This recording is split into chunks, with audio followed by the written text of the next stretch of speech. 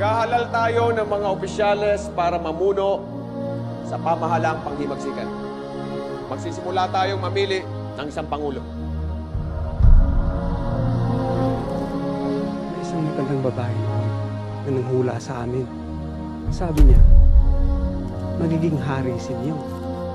Kinagagal akong batiin ng bagong pangulo ng pamahalang revolusyonaryo, El Presidente Emilio Fami Aguinaldo.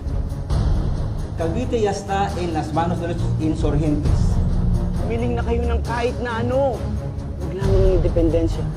Quiero ver ese Aguinaldo encadenado como un animal en una jaula. Hanapin nyo doon! Yan! Dito! Kailangan natin ng armas.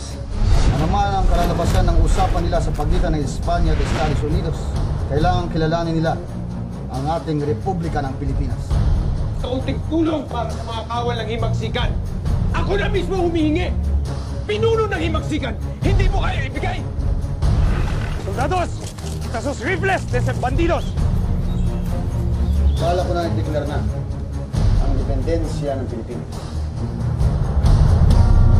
Since the United States is officially annexing the Philippine Islands, anyone who does not respect and obey our benevolent assimilation should be considered an insurgent.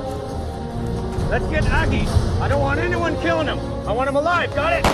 Hindi ko maaaring iwan ang aking posisyon. Baka lumusok ang mga Amerikano. Isa lang ang daan para sa kapayapaan. Independensya. Fuego!